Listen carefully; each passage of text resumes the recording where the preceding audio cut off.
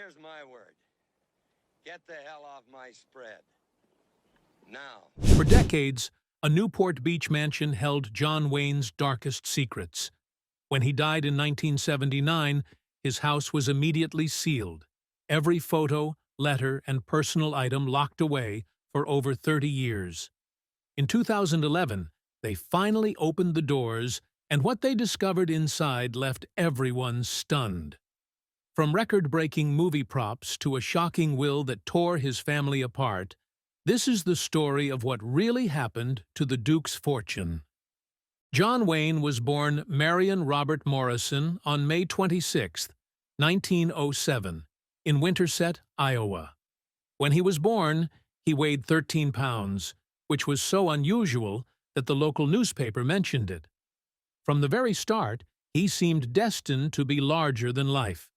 At just 3 years old, he almost died when he fell into an icy creek. A stranger passing by saved him, and that moment showed the kind of resilience he would carry with him his whole life. His name changed early on. When his parents had another son, they decided to name the baby Robert, so Marion's middle name was switched to Mitchell.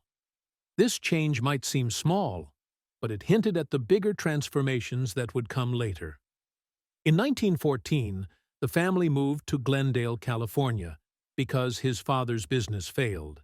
In Glendale, Marion earned the nickname Duke because of his Airedale Terrier, also named Duke. The two were always together, and local firefighters started calling them Big Duke and Little Duke. Marion liked it, and the nickname stuck. Growing up, Marion loved football. In 1925, he got a football scholarship to the University of Southern California. He studied pre-law and was a Sigma Chi fraternity member. But his football dreams ended when he injured his shoulder in a body surfing accident.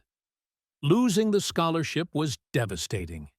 He thought his plans were ruined, but this accident actually pushed him toward the path that made him famous. After his football career ended, Marion found a job at Fox Studios in 1927. He worked as a prop man, earning $35 a week. It wasn't glamorous, but it gave him a foot in the door. His first time on screen wasn't as an actor, but as an uncredited football player in the 1926 movie Brown of Harvard. During this time, he became friends with director John Ford. Ford saw something in him and gave him advice, even suggesting he change his name to something stronger.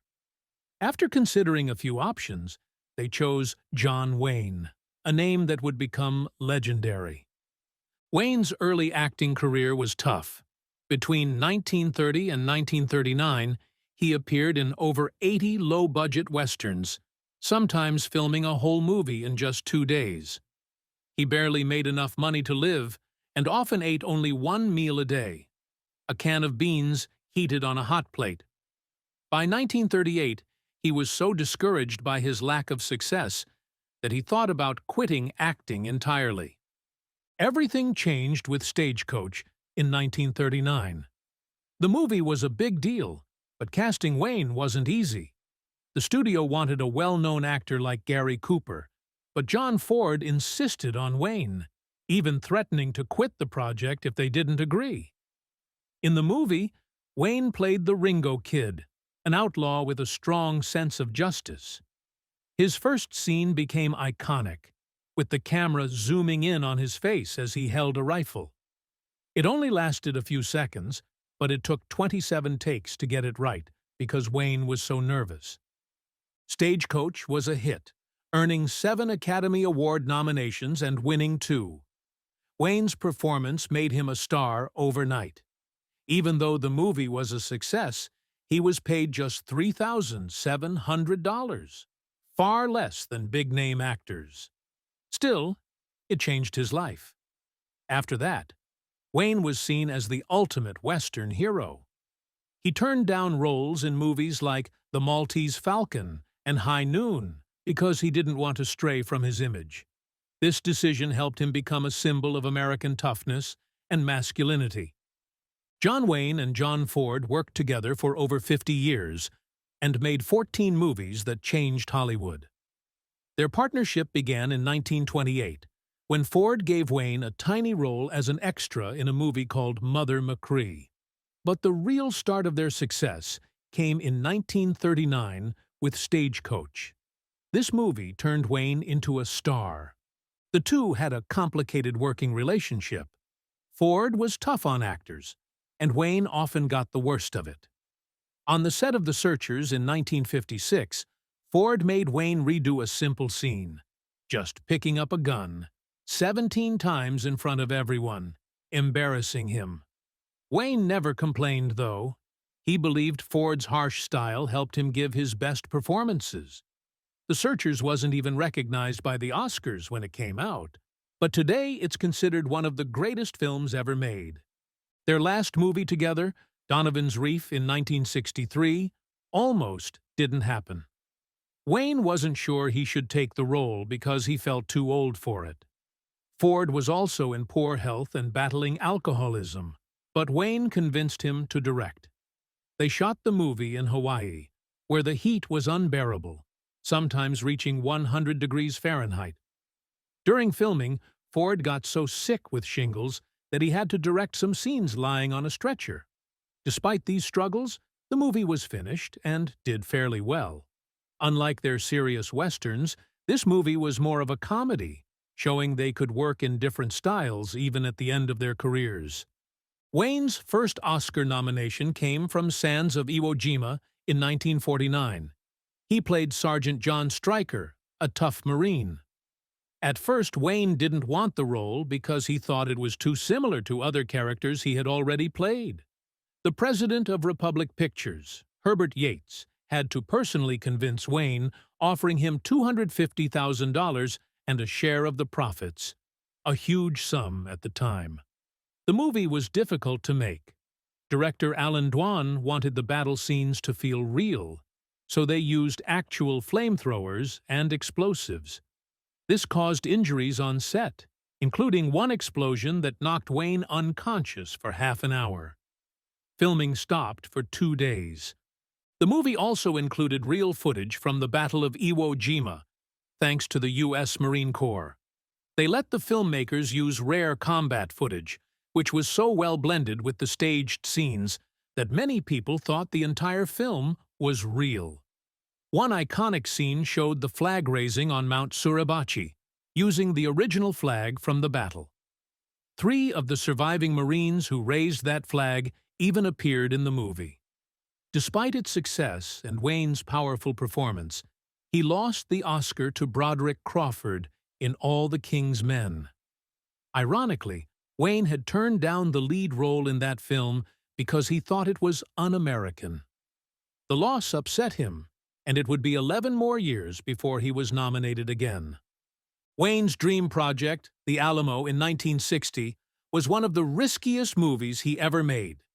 He had wanted to make the film for over 15 years and ended up mortgaging his house, cars, and even his boat to finance it. The production cost $12 million, an enormous amount at the time. Wayne insisted on building a full-scale replica of the Alamo in Texas, which took 2 years and over 1.5 million adobe bricks to complete. Everything was historically accurate, down to the smallest details like nails from the 1830s. The set became a tourist attraction and stayed open until 2009. Filming the Alamo was a massive effort. They used over 7,000 extras, 1,500 horses, and filmed for 79 days in brutal heat that sometimes reached 110 degrees Fahrenheit. There were accidents, too. In one scene, an extra was hurt with a bayonet and needed 26 stitches. Despite the challenges, Wayne refused to cut corners. When the movie premiered, it was a grand event with a parade and fireworks. While it earned 7 Oscar nominations, including Best Picture, critics were mixed, and the box office didn't cover the huge costs. Wayne wasn't even nominated for Best Director, which disappointed him deeply. Even so, the movie has had a lasting impact on how people remember the Alamo story. In 1970, Wayne finally won an Oscar for True Grit. He played Rooster Cogburn, a one-eyed U.S. Marshal.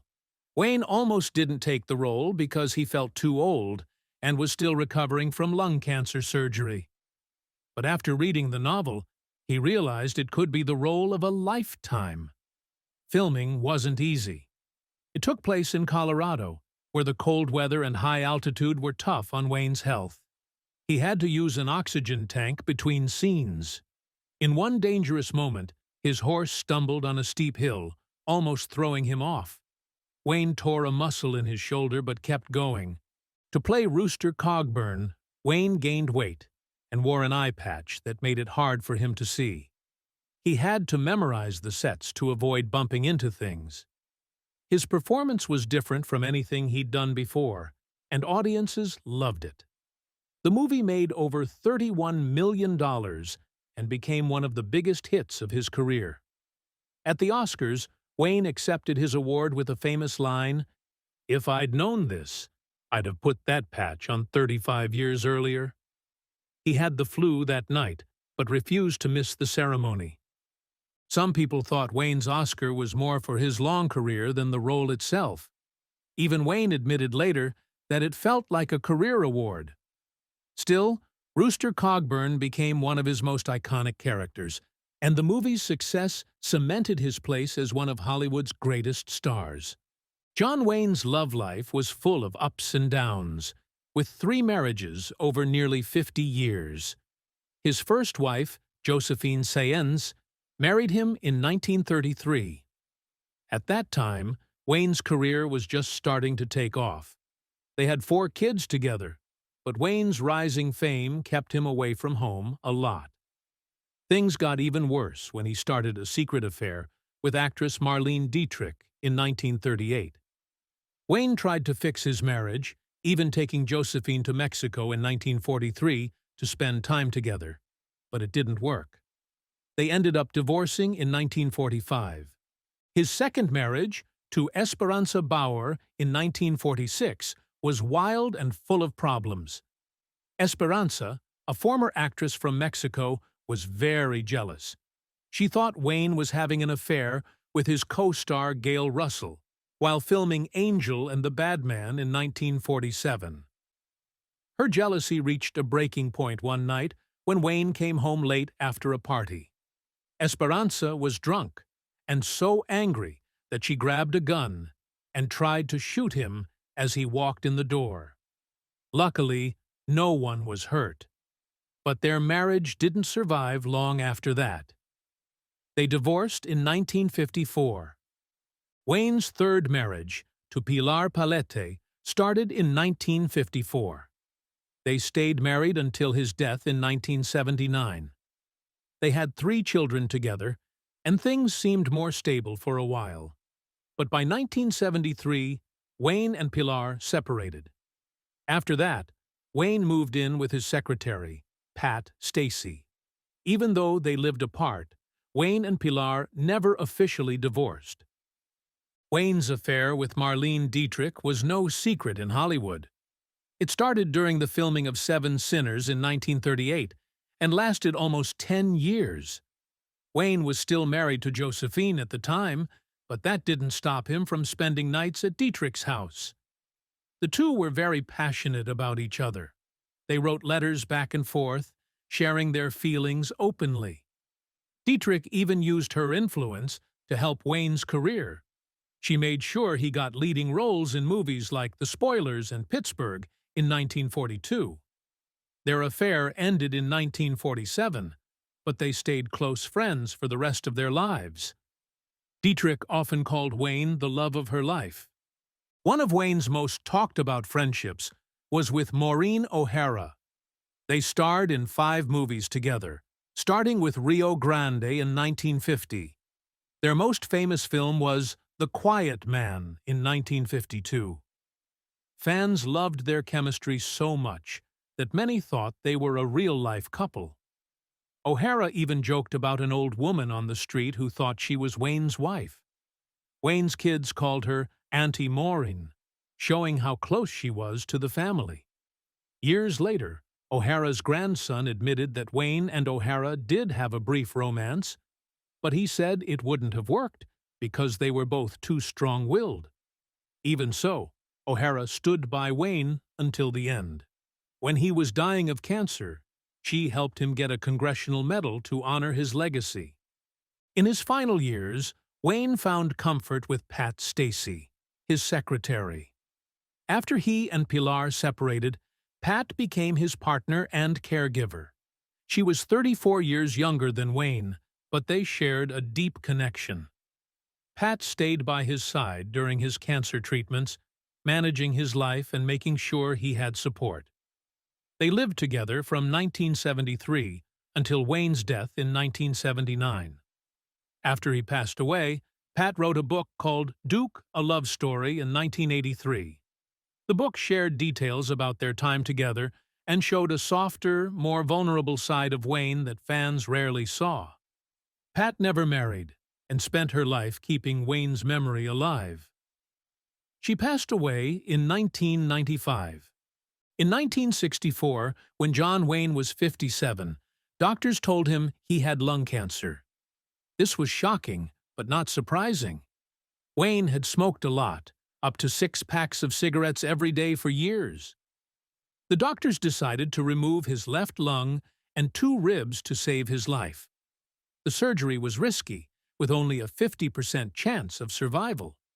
But Wayne made it through and lived cancer-free for 5 years. Most people might have kept their illness private, but not Wayne. He chose to tell the world. His advisors warned him this could hurt his career, but Wayne didn't care. He wanted to help others by encouraging them to get checked for cancer. He even came up with a nickname for cancer, calling it the Big C to make it less scary. In 1965, a year after his surgery, he appeared in a TV commercial for the American Cancer Society. He asked people to support cancer research and take the disease seriously.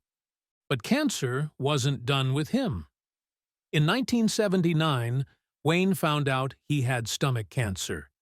He tried an experimental vaccine, but it wasn't enough. Even as his health got worse, Wayne didn't stop speaking out. From his hospital bed, he recorded messages asking for more funding for cancer research. Just weeks before he died, he told people, "They might find a cure for cancer without your help, but I wouldn't bet my life on it." Wayne's last movie was The Shootist in 1976. It was about an aging gunfighter dying of cancer, and it felt very close to Wayne's real life. He was 68 years old when he filmed it, and his health was poor.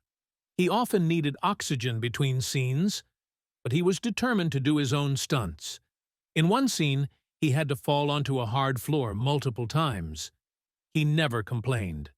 The movie was a success, and people saw it as a goodbye from Wayne. He even changed the ending to fit his strong image. In the original story, his character was shot in the back. Wayne refused, saying, "I've never shot a man in the back in any movie. Change it." The film made $13.4 million and gave Wayne a chance to say farewell in a role that mirrored his own courage. Wayne died on June 11, 1979, at the age of 72. He passed away at UCLA Medical Center after fighting stomach cancer for months. His death was a huge moment for Hollywood and his fans. President Jimmy Carter called him bigger than life and a true American hero. Thousands of fans gathered outside the hospital and his home to leave flowers, notes, and even cowboy hats. His star on the Hollywood Walk of Fame became a place for people to light candles and remember him. Wayne's funeral was private, but a public memorial was held later so fans could say goodbye. It was broadcast on TV, and millions of people watched. The U.S. Naval Academy made him an honorary member of their class of 1979, even though he never served in the military. After his death, Orange County Airport was renamed John Wayne Airport, showing how much he meant to people. In 1985, Wayne's family created the John Wayne Cancer Foundation to honor his memory and continue his fight against cancer. They wanted to make sure his name would always stand for courage and strength. The foundation helped start the John Wayne Cancer Institute, which became a leader in cancer research. It created new treatments, like a way to detect cancer early, which has saved many lives. At the time of his death, John Wayne's estate was worth $6.85 million in 1979, which would be about $25 million today. For someone as famous and successful as him, this seemed small. People expected his fortune to be much bigger because he was one of the highest-paid actors of his time. This might mean Wayne spent a lot during his life or was very generous with his money. Not all his assets were included in the estate either. For example, he sold his beloved yacht, Wild Goose, for $750,000 shortly before he died. This yacht, once a World War II minesweeper, was a big part of his life, and its sale adds mystery to how much he truly left behind. Wayne loved real estate, and his Newport Beach home was one of his most famous properties.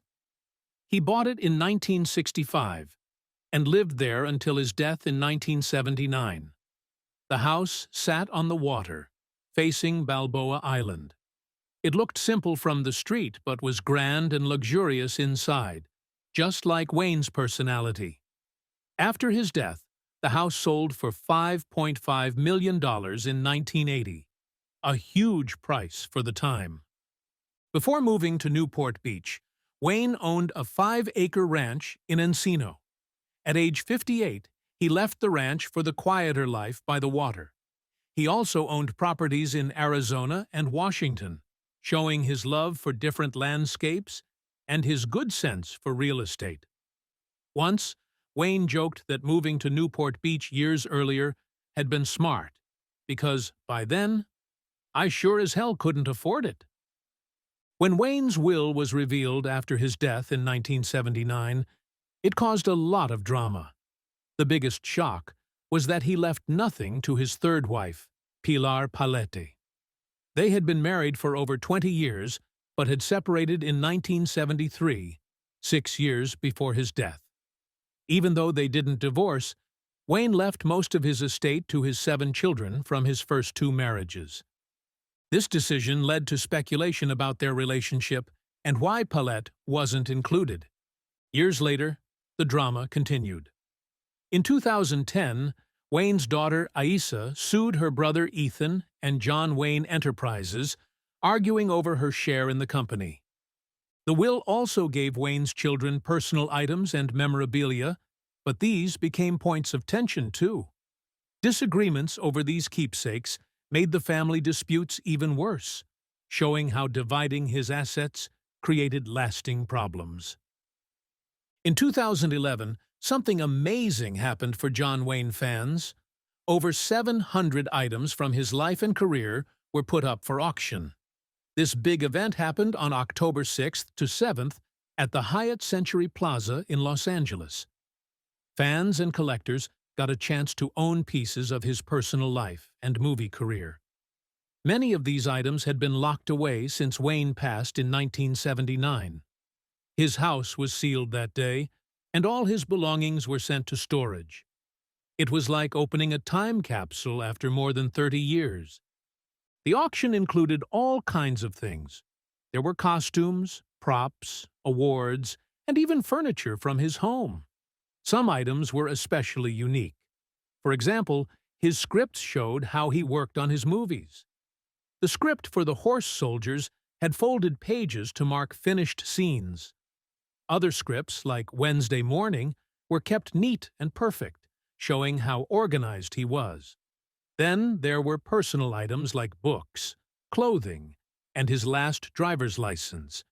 Even a collection of his colorful neckerchiefs, which he loved to wear, sold for $10,755.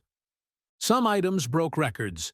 His green beret from the Green Berets, 1968, sold for $179,250, setting a record for a costume hat. People loved it because it symbolized one of his most famous movies. Another big seller was his cowboy hat, worn in movies like Big Jake and the Cowboys. It sold for $119,500. Wayne's Golden Globe for his role in True Grit also got a lot of attention and sold for $143,400. This award was special because it was tied to his only Oscar-winning role. Even small, everyday things sold for huge amounts. His last driver's license, something so ordinary, sold for $89,625. That set a record for a driver's license. His eye patch from True Grit also sold for $47,800. Pieces of clothing, like pants from the Alamo and a shirt worn in several movies, sold for thousands of dollars. These items let fans feel connected to him in a very real way. The auction didn't just show his movie career, it also revealed who he was as a person. One special item was a gold-plated Winchester rifle he gave to a friend, Bob Shelton. It sold for $13,315 and showed Wayne's generous side. His books gave a peek into what he liked to read, topics like history and military strategy. One unexpected item was his collection of seashells, which showed a softer side of him that people didn't often see. One of the most valuable pieces was a portrait of Wayne by the artist John Decker. It sold for $71,700. Wayne had kept this painting in his home, which showed how much it meant to him. The auction also included family photos, letters, and even his home furniture. These things gave fans a closer look at his private life. They showed that, beyond being a Hollywood star, John Wayne was also a father, a friend, and someone with deep connections to his family and the people he cared about. In 1971, John Wayne gave an interview to Playboy magazine that caused a lot of anger, and people are still talking about it today. He made some shocking statements that showed his controversial views. The most talked-about comment was when he said, "I believe in white supremacy until the blacks are educated to a point of responsibility." He was 63 years old and very famous at the time. But this wasn't a one-time thing. He had said things like this before.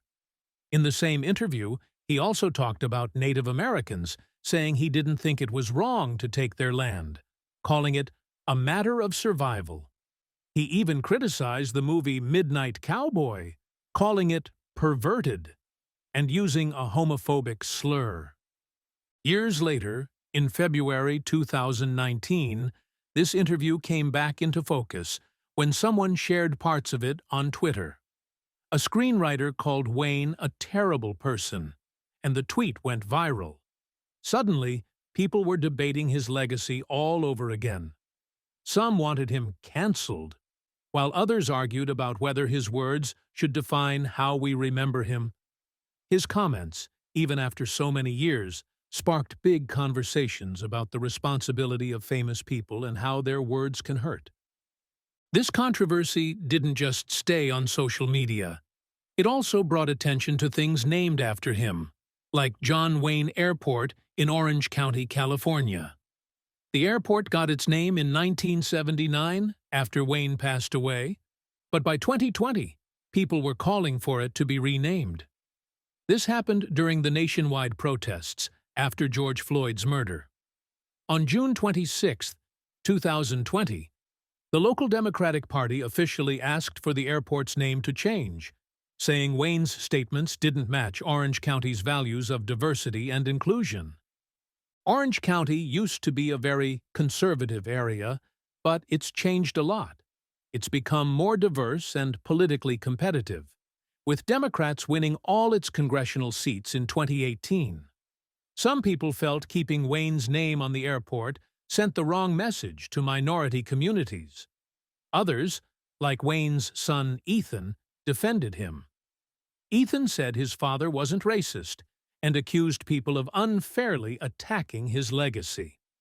As of 2025, the airport still has Wayne's name, but the debate continues, showing how hard it is to deal with the legacies of controversial figures. The controversy also affected the University of Southern California, USC, where Wayne had once studied.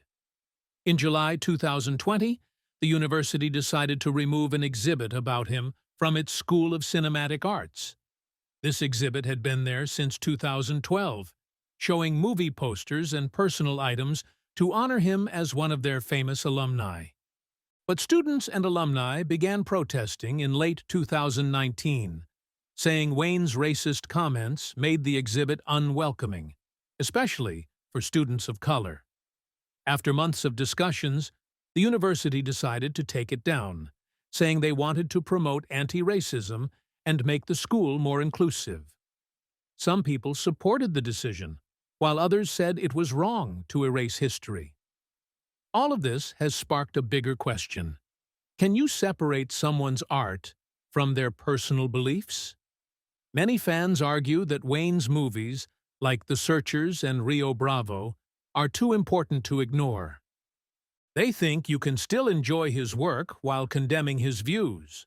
But critics say his racist comments and the stereotypes in his films make it impossible to separate the two. They also point out that his movies often glorified a version of American history that ignored the violence against Native Americans.